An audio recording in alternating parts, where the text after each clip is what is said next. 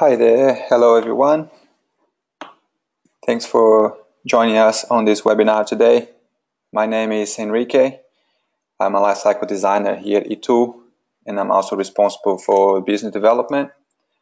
And thanks everyone for coming. We'll discuss how to market and sell sustainability, look at some case studies and some practical examples. So I hope this is a valuable session to everyone. We'll get started. Before, I just want to check everyone can see the screen and hear me well. So you have an option there to just put your hands up.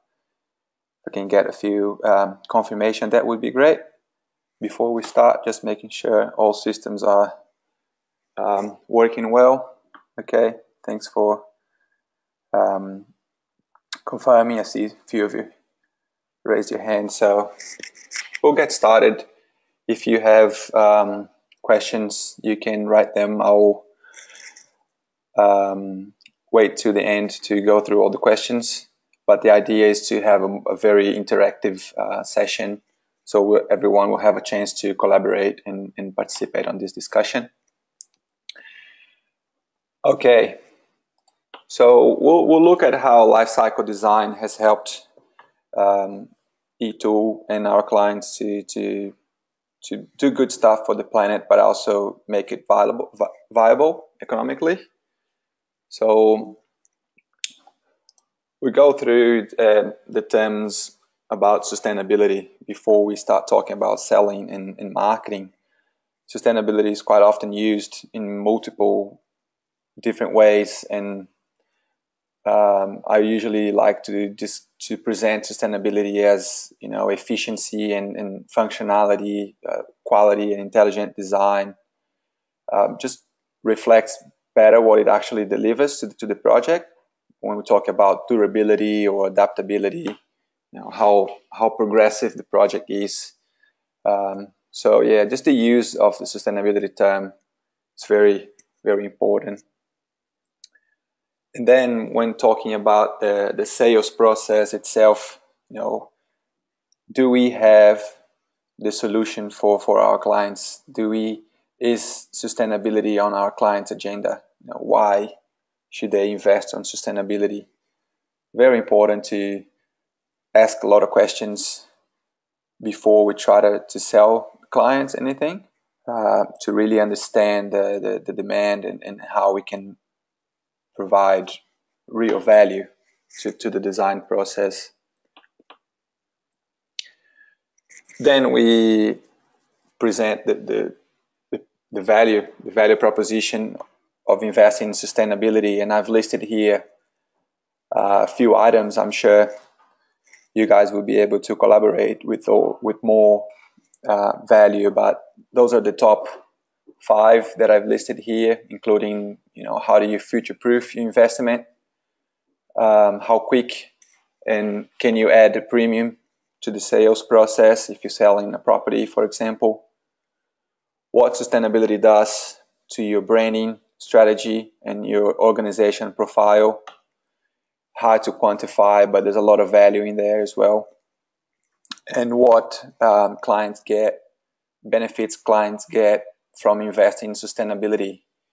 It could be a regulatory requirement, or they might get incentives to make those improvements, sustainability initiatives viable. They can get incentives from local governments, for example, for density bonus. We'll discuss that as well. And then money. You know, everyone talks about making it cost effective, make it economically viable. I left this one to the end. There's a lot of focus on this one, but we'll also find other ways to justify the investment on sustainability. Just checking if everyone is listening well. Yeah, we got a good attendance, so we'll keep going. and detailing a little bit more about the future-proof investments. Here are some quotes that we put together from clients and partners along the process. You know, how easy will it be to sell a property in 5 or 10 years time if you're behind the market? You know, if you're not implementing the sustainability features, not thinking about the long term, how easy will it be to sell your property, you know, when the market is going to a more sustainable quality? So it's just making sure your property is future proofed, the investment that you've made there. If you renting out, you know, can you hold to your tenants for a longer period of time, or can you add a premium to your rent, for example, if you have a more efficient dwelling to live in? And then how quick you sell your properties when the competition is high, especially nowadays that the market's really tight. Can you create a point of difference to increase the sales speed and make sure you have your investment returned on time? So really big one, future-proofing your investment using high quality, efficient, intelligent design. Branding and profile is, as I said, very subjective and hard to quantify. There's a lot of value in there from public perception, you know, recognizing the organization as an industry leader, or feeling good about what they've achieved, you know, or we're 50% better than normal, pushing the boundaries there. So it's creating that marketing edge, driving for innovation. So you be recognized as a progressive developer, or actually really walking the talk and creating value for the long term. And that's a demand that is increasing. You know, as we deliver these projects, it creates references, and the market gets educated. So it's a trend going forward that the market will demand it more and more. Last one is quite important from a personal point of view. I think, you know, creating a legacy as designers, as architects, developers. Are we doing the right thing? You know, can we rest in peace saying, yes, we've done the right thing. It's really quality project that we've delivered. So creating that legacy is also really important part of that branding and profile. Then we go to more practical benefits of investing in sustainability, and sometimes it's just not an option. It's a regulatory requirement. For example, we've worked on different projects where you need to demonstrate a performance target in order to meet the tender requirement. It could be a carbon footprinting exercise, and you have to be 20% better than a code compliant version of that project. It could be a minimum green star performance, for example. If you need, if you building on a certain region, local government, local councils, they will have minimum sustainability requirements. So you have to meet those targets. But you also have incentives, local government, that gives you an opportunity to demonstrate design excellence to achieve a bonus. Could be a density bonus, additional height, could be additional higher plot ratio bonus. So we've demonstrated design excellence using life cycle design to achieve those bonus. Then the cost return, the cost efficiency. Nowadays, with the increase in energy prices, and everyone is looking for efficient no one is willing to spend more on your recurring costs. So a high efficient building with use of renewable energy, for example, is proven to be very cost efficient, and not only reducing the operational costs but also maintenance cost when we're talking about durability, using materials that have less recurring impacts. So that means more durability, less site visit, and so on. So there's a long-term benefit there with the sustainability measures. Then we look at how life cycle design is a tool to support that. If we are presenting the value to the clients for investing in sustainability, how we demonstrate that it's a viable option. There's a analysis showing the benefit for the environment as well as for the economic performance. So it takes the guesswork out of sustainability when you do a whole of life, whole of building analysis and understand the real impacts for each specific project. When we conduct an assessment, we use a performance-based approach where the strategies that we are proposing, they're quantified and prioritized for the specific project. One solution here in Australia may be different, have a different payback period or a different environmental benefit if compared in New Zealand, for example, or if compared in Europe. So that performance base is very project specific and customized. And also we're looking at strategies that have a market recognition, the real value for the capital invested.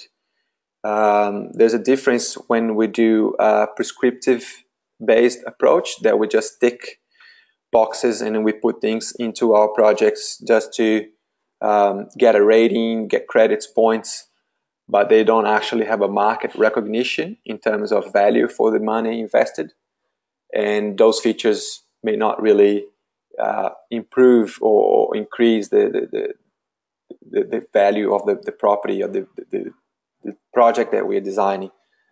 So having that performance-based approach where we can first quantify the strategies and prioritize them based on the environmental performance and financial performance, gives clients a very clear understanding or where they should focus or where they get the best bang for the buck. So really, really useful methodology as part of the design process to justify the investment on sustainability. What I wanted to show you, or quickly jump out of this PowerPoint and bring a case study about one of the projects that we worked on. It's with Cyrus. It's one building that we worked through from the concept stage all the way through the post-occupancy stage. This building is operating now for over a year, and we were able to compare the results that we did at concept stage, and now we looked at the energy bills, gas bills, electricity bills, the materials, bill of quantities, and we did an audit to really quantify the savings. There's some really interesting results there. I just want to quickly highlight to you that a sustainable building, an environmentally sustainable building, has also achieved a really good economic performance with $20,000 savings a year throughout the whole building, and a 64% savings in overall greenhouse gas emissions. So very outstanding performance, but also with a financial return. This was all measured using bills, so real data, energy monitoring data, solar PV generation data, bill of quantities. So it's just proving that the concept of environmental sustainable buildings make financial sense really important to get out there and show these figures to kind of educate the market, but also prove that it's real, that it makes financial sense as well.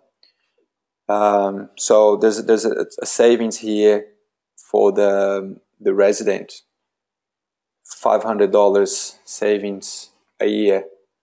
It's not a game changer. It's not, if you're talking about 3 residents per apartment, we're talking about 1,500 savings. It's a point of difference. When you have a competitive market and you're comparing against different properties, gas sustainability is coming as a point of difference, just showing that higher design quality, more intelligent, more efficient, and that translates into dollar savings, which is it speaks quite well for the end client as well. I thought I'll give you a brief overview on this case study. Go online and search for the details. It's the Bravo Apartments by Apsaros. So I'll jump back. Before I go back to the presentation, I quickly want to show you how we run this analysis in the software. So for those who don't know much about eTool, we are environmental consultants, group of engineers who developed the software. So we do environmental performance combined with cost performance. So really helping to justify the investments on sustainability by looking at the cost savings, where the key impacts are in terms of cost expenditures and so on. So after, this is an example for a residential project, for example, where we quantify the whole of building performance over its life. Right? We're looking at different categories here, from energy to recurring impacts over 50 years, all the products, materials used, the water impacts associated with the end of life.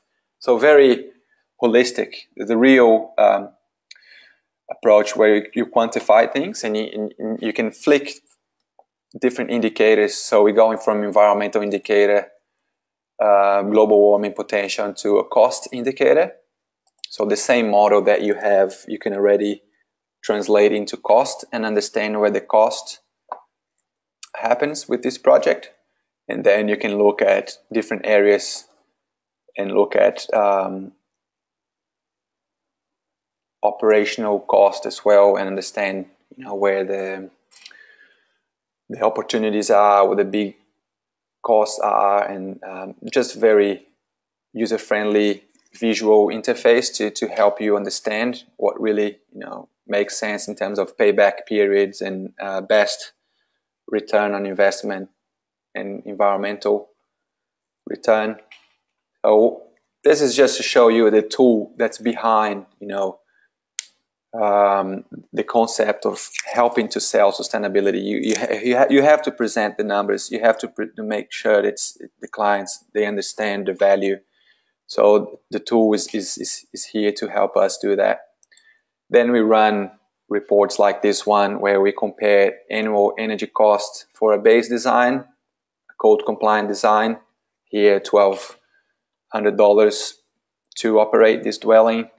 Then we compare that against annual energy cost for the final design.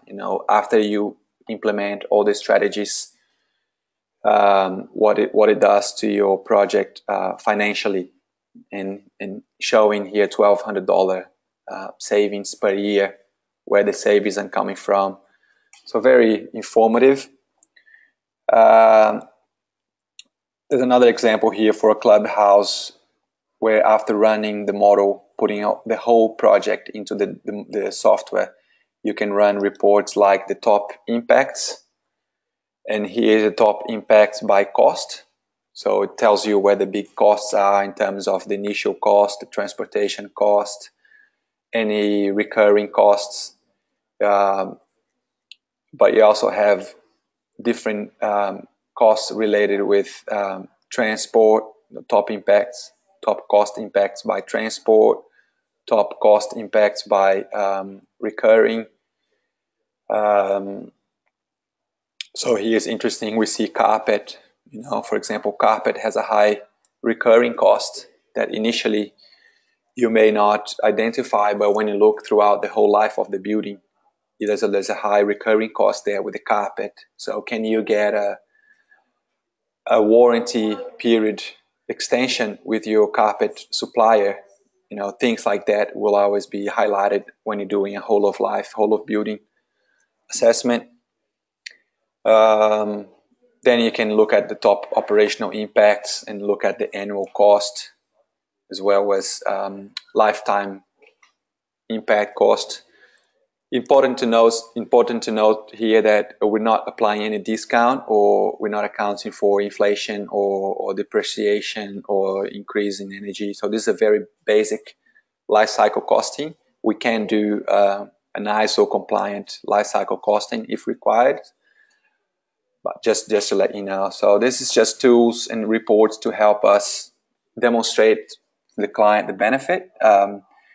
Usually there's a lot of drive for the short-term benefit and not so much for the long term. So we have to understand the demand for the client, the payback period. Do you want to get, is it a 5-year payback, or is it a 10-year payback, 15-year payback?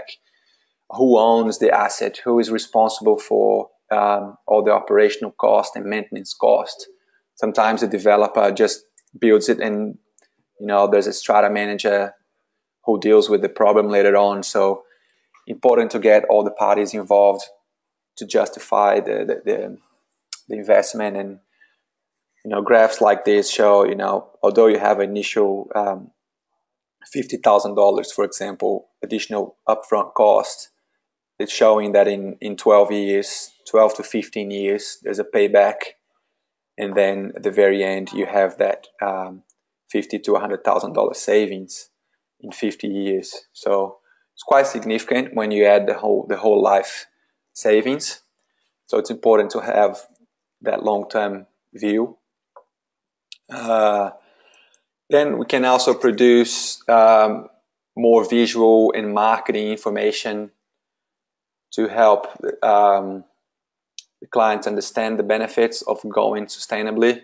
Not always the greenhouse gas numbers make sense to people, how they correlate that with day-to-day stuff. What does that mean? So we have reports to show the equivalent numbers of trees planted, number of cars taken off the road, or households, or balloons, just to show that that environmental savings in relation to other aspects of our day-to-day lives. And then when sustainability makes sense to them, then it's more reasons for them to look at the financial benefits and the value that sustainability is adding to the process.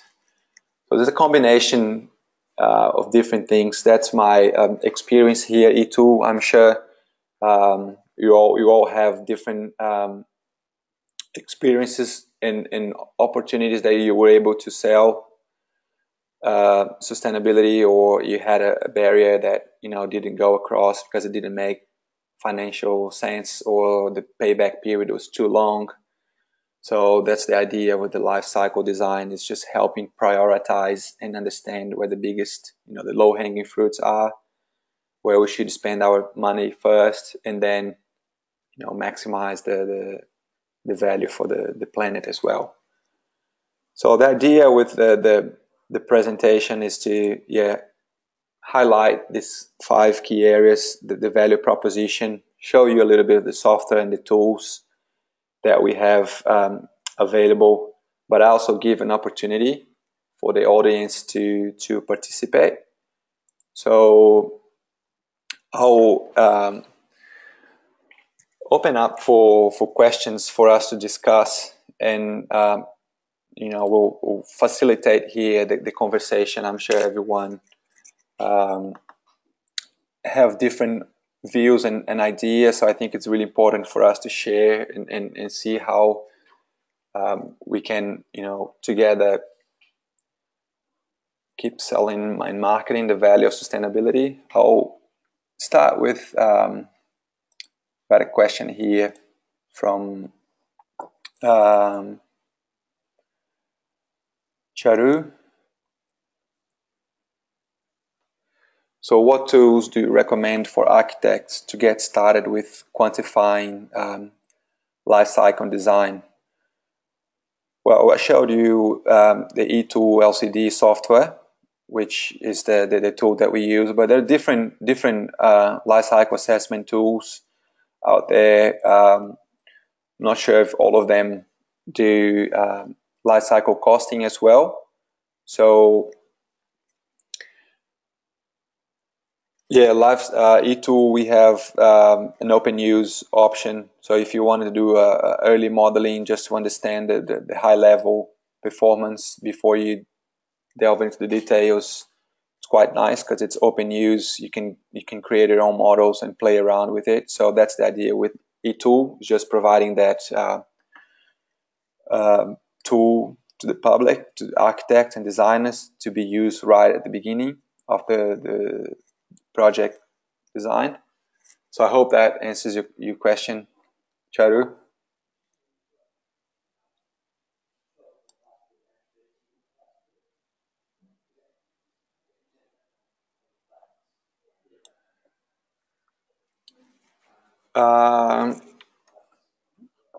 So I have another question here from Chiru. Are there equations, calculation methodologies which the tool use openly available? Yes. So when you go into the software, when you create an open use account, you have the library. So the library is openly available. Let me just bring it up here for you to have a quick look. Just move this out of the way for a sec. So you have the library here. With the library, you have all your templates for operational energy. You have your templates for materials. So you can put a model together quite easily. So it's all there available for you to test it out. Is there a free of charge of the tool? So the tool itself is, you can use as an open use. There's no free for you to use. If it's for your internal research, there's no cost associated with it. The terms and conditions of the software is if you are providing, using the software for commercial gain, then you have to certify the results with E2, and then there's a per project fee. You also have the option to become a software subscriber, and then you get discount on this project fee. So there's two costs there. One is to maintain your subscription, could be a monthly fee, and then there's a per project fee depending on the project scale and the type of project. So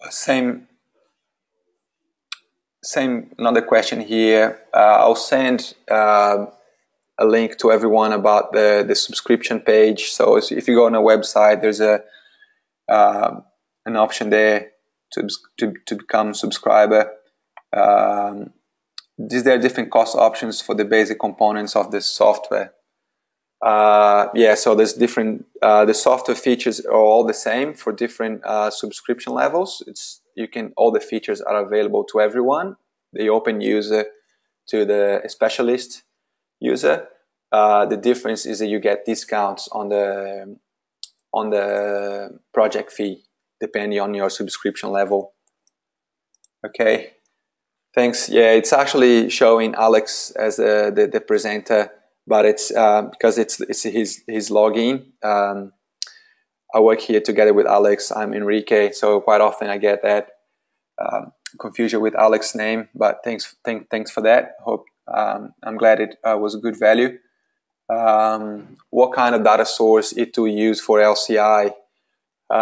So if you Google E2 dataset, it'll show you the blog post in details where we describe about the data. We use an Australasian dataset. Is the LCI data from Lifecycle Strategies. We are implementing a multi-inventory dataset where we can select different inventories depending on the location. So if you're running a project in Europe, we have the breed dataset that's merging into the same app. we're looking at implementing eco-event data set, the New Zealand data set, the German data set, so we can run different assessments depending on the location, so more regionalized data. So at the moment, we only have the Australasian data, but the multi-LCI functionality is coming up shortly, probably until the end of the year we'll have it implemented.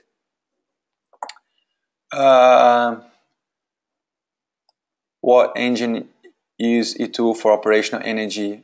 Because I'm curious the tool consider our orientation of building design. Yep. We don't do the energy modeling inside the software. What we do is you can do your energy modeling using your Energy Plus or IES, your energy modeling software, and then input the values into this area here. I'm actually on the page here right now. So you have the energy demand for lighting, you have the energy demand for heating and cooling. So we get this input from the energy models into the E2 LCD software. And here you can understand what electricity grid you're connected to, what is the primary energy source, is it electricity, is it a diesel generator, is it a wind turbine, is it coming from the solar PV? So those are the customization you get after you already understand your energy demand. Does the tool consider the weight between upfront cost, energy cost, carbon, and operational benefit? Because $10 today is not the same as $10 at $10 in 20 years. Yeah, exactly. So no, as I said, there's not a discounted factor for long-term life cycle costing. What we do is a basic life cycle costing with today's value. There's no depreciation or discount factors on the analysis. That is done inside the software. So the life cycle costing part of the software is very basic. We can get a pretty good understand of the payback calculations and the priorities where the big savings are coming from, but it's not a very accurate long-term life cycle costing. If we need to do ISO compliant life cycle costing, which we do for some projects, we get the numbers from eTool and then we adjust using a spreadsheet outside the software. So this is part of the roadmap, is to include a more sophisticated life cycle costing functionality in the software where we can simulate price increases in energy, we can simulate inflation, depreciation, and all that. So yes, at the moment it's just very basic life cycle costing. Yeah, same for energy, water. So today's value. Do you have published reports which demonstrate the cost benefits of green star ratings over 6 stars? Example, 7 stars, $10,000 additional value for the home. We don't have a market specific market figure for the value of the property in terms of this house was sold because it was 7 stars thermal performance, so there was a $10,000 premium that you were able to sell on that house. I don't have that data. I know there's a report out there that talks about the value properties that have higher environmental performance. I think it's called What Perth Wants, specifically here for WA, showing that. But I haven't had any specific data showing that. What we do get is feedback from the client saying, yes, it helped me to sell it quicker, or it was a point of difference when the client was comparing different products. A higher efficient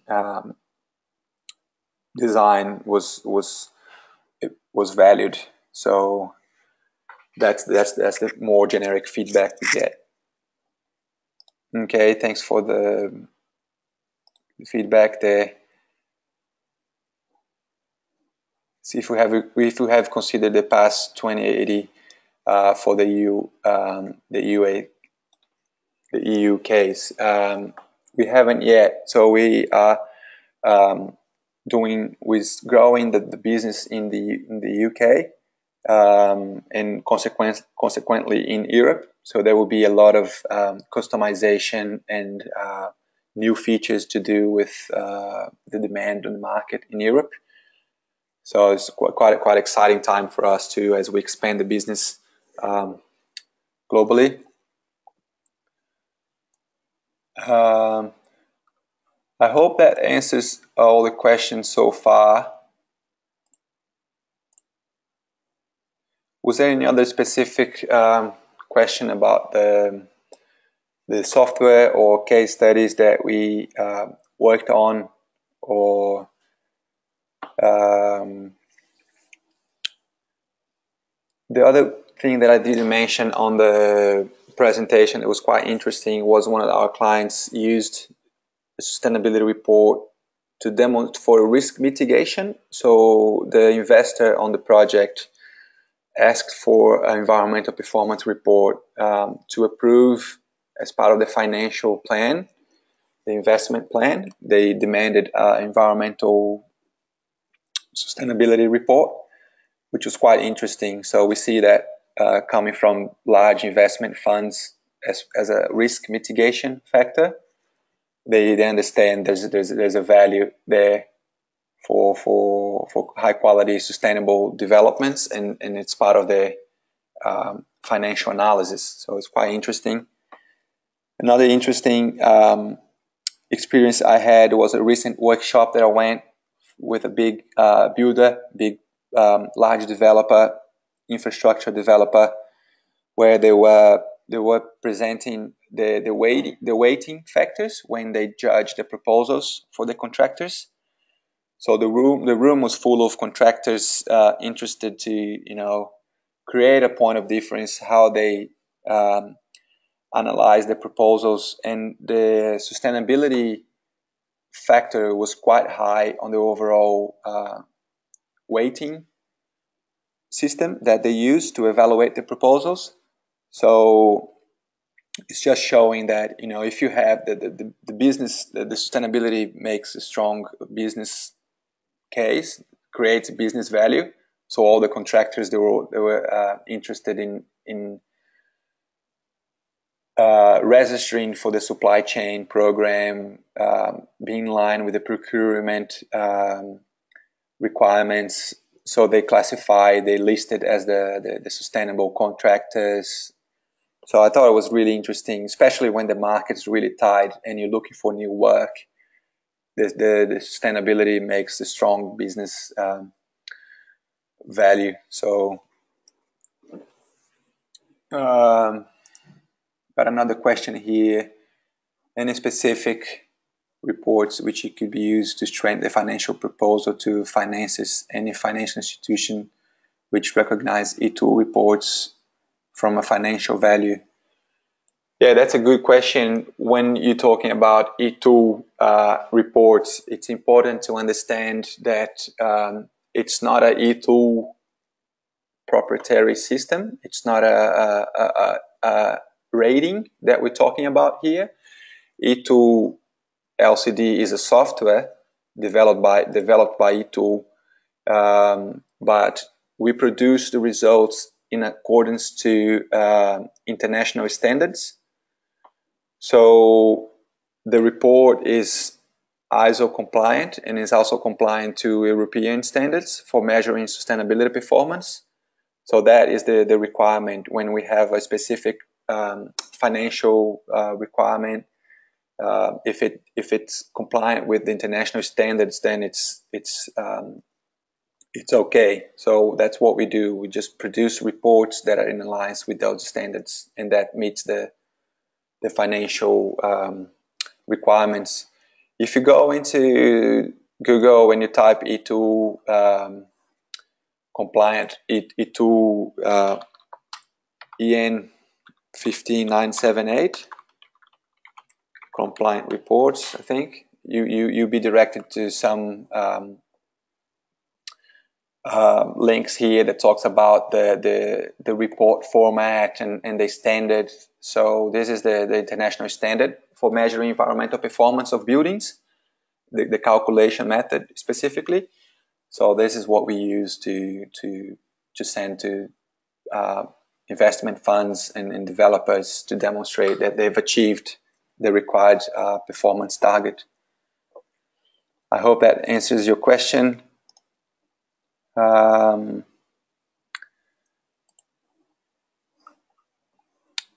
Okay, that's good. Thank you. We still have another 20 minutes to go. If you have any other questions, just feel free to comment. If you like to present or talk about an experience that you had that is useful for everyone, feel free to send a question. I can make you a presenter. You can come and talk to everyone as well to share your experience. So I think it's really important that we share experiences here. I'm not a marketing specialist. We're actually quite bad at marketing. We're very numbers focused engineers, so we've learned a lot along the way how to market and sell sustainability and how to create, you know, more easier to read, to interpret report and graphics and stuff. So it's something that we're working on as well, just how to create better communication to help us sell the value of sustainability. Any possibility to integrate BEAM in eTool? No. At the moment, all the input is done manually. So you have to get your, what we call the templates. Then you go into your, just show you an example here. You go into your model, and then you have, let's say here, brick veneer steel frame. So it's a wall type. Then you have to get the materials takeoff, get the area of that wall type, and then put it in here. And then the software will calculate all the material quantity associated with that component. So the amount of steel, the amount of brick, the recurring impact associated with painting and all that. So it's the templates. It's really useful to help you build your models, but it's no integration with BEAM models. The reason why is often when you have a BEAM model available, the design process is already very detailed, is already progressed to the very final stage of the design development.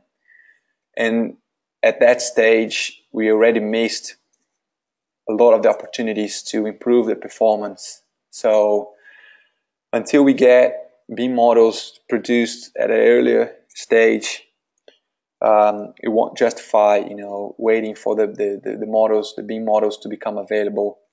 Then it's already too late. So the idea with the tool is to be used as a design tool in the very early stages instead of as an assessment tool to quantify the final performance. So with that in mind, you know, we build those templates to help it put together the model that's very time effective as well.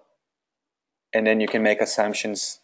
Doesn't have to be perfectly accurate as long as giving you some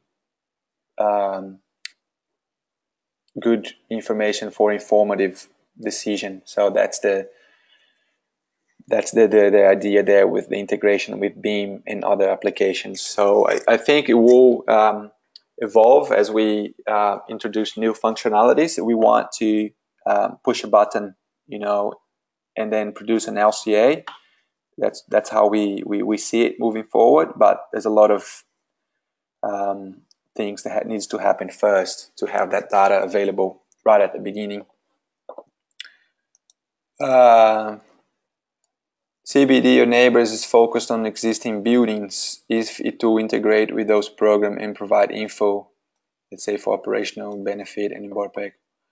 It would be great. Yes, existing buildings. There's a huge opportunity there for environmental savings with existing buildings. Yeah, at the moment we have done some benchmarking and some audits on existing buildings using the software. It's not the focus of the tool. As I said, the tool is a design tool to be used right at the concept stage, but it can be used as an audit tool to understand where the biggest impacts are, to put things in context, to understand the recurring impacts of existing buildings. We can look at 10 years lifespan, we can look at 25 years lifespan, we can look at the warranty period for those materials and the recurring impacts. So those are all great things you can do on existing buildings using the methodology, life cycle design methodology, but you haven't yet integrated with those other systems. So as we evolve, we do a lot of work with Green Star, so a lot of life cycle assessment credit with Green Star. So just building that capacity within the industry and creating data on different buildings is very important as well. So it helps develop that knowledge and helps everyone to sell sustainability better. We get a lot of feedback from strategies that were implemented on certain buildings that they have been deactivated because they're not effective, or they cost too much to operate, or no one knows how to properly automate those features. So that's the thing. How can we make sure that the strategies make sense on the long term? So using that life cycle concept, help us to analyze that long-term view as well. Okay, thanks. It's good. It's getting a lot of questions. Thanks everyone for sending the questions through. I haven't got anyone interested in talking, so don't feel shy if you have a good idea, or if you have an important message to show. We are recording this presentation. It's going to be on the website and it will be sent to all the participants. So feel free to collaborate if you have great ideas, case studies that you worked on.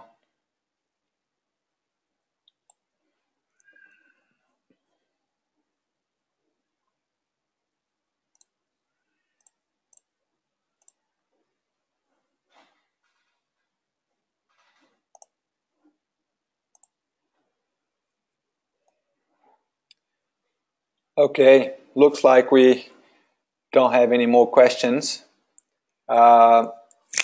Sorry, we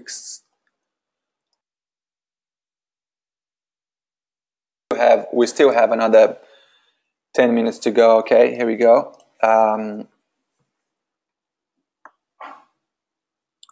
Will Australia achieve a star rating software that is the same like LEED? Todd, I'm not sure I understood your question. So will Australia achieve a star rating software that is the same like LEED? So I believe you're talking about the LEED rating system that is from the US. And here in Australia we have the Green Star system. If that's your question, then will we achieve the star rating software? Not sure what you mentioned there about star rating software. The comparison we have between Green Star and LEED is that in terms of life cycle methodology, I think Green Star is very progressive and they have jumped ahead of the other rating systems. Yeah, okay, so all rating systems with the same data comparison. Yeah, that's interesting. If we have done a life cycle assessment for a project here in Australia that went for both certifications, Green Star and LEED. So you can use the same methodology for both rating systems. They have different requirements. The Green Star requirement is whole of building, whole of life approach, including operational energy. So it's a more holistic analysis of your building, whereas the LEED requirement is core and structure only. So it's more focused on the embodied performance and the embodied savings related with materials and recurring impacts. So the way we see is this progressing is the life cycle design being used as the core part of the rating system, where all the credits fall under the same model. So all your water credits, or your energy credits, or your materials credits, or your EPDs and your indoor air quality credits, they all fall into the same model, and then we are able to analyze and see how everything interacts in one model. So that's I think that's how I see the progression of the rating systems using life cycle design. We have multiple indicators. So if you're looking at the global warming potential, measuring the carbon emissions, then you can look at that whole of building performance. But if you want to look at indoor air quality, you can look at toxicity, human toxicity. You can look at ozone depletion. You can look at abiotic resource depletion. So different indicators. You can look at cost, performance. So I think that's, they will have localized data, because the projects will, the LCA is, there's no silver bullet. A solution that works here in Australia may not work in the US. If you run in a hydropower electricity grid, it's going to be hard to justify the higher thermal mass, your concrete, for example. The savings you get with your air conditioning may not justify the additional embodied impact with your concrete, because you on a very clean electricity grid. So you might just save that impact with the concrete and use a little bit more energy to heat and cool your building, for example, because you're running on a clean grid. So it's you have the methodology will be the same. You have the same methodology, but then you have the regionalized data and you have the regionalized variables. So the transportation impacts, the grids that you're connected to, the gas grid, the electricity grid, the water grid. So it's all very customized on a per project basis. So I hope that answers your question, Todd.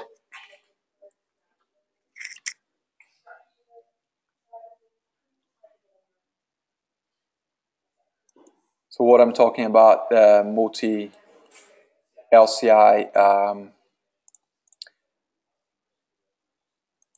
functionalities. When you start a project, you have here on your project details, you select the LCI source. So at the moment, we have an Australasian LCI from Lifecycle Strategies, and it's locked. So we'll have different options here. So we can run LCI source from EcoInvent. We can run an LCA or an LCI source from New Zealand or Germany, just by flicking different data sets here. So that's coming. What I was talking about, site attributes. So it's what electricity grid, what gas grid, what the water supply, water treatment grid the project is connected to. So this is very location specific, which is already included in E2 LCD. You have global grids for different countries and different locations, so it's already available. So I hope it was a valuable session to everyone. We will run different workshops every month. Sometimes a very more technical modeling session, for example. Sometimes it's more generic, talking about industry trends or showcasing a project that we worked on, or delivering specific training. So there's a training coming up now in September, first week of September. If you're interested, jump online, E2 website, and look for the events. But yeah, if we don't have any other question, we'll wrap up and conclude. I'll just bring up my contact details here on screen in case you haven't been in contact with us before. If you have any questions, or if you have any potential projects that you're interested in testing the software or testing the methodology to help you sell sustainability, help you sell and market sustainability, navigate through the software, e2global.com, send us an email or get in touch by phone. We're happy to collaborate and work together. Okay, thanks everyone. Once again, really good. Thanks everyone for the questions. Thanks for your participation. We had a really good audience. This presentation will be saved on the E2 website, and we'll send a link to all the attendees. So stay tuned and keep in contact with us. Thank you very much. Bye.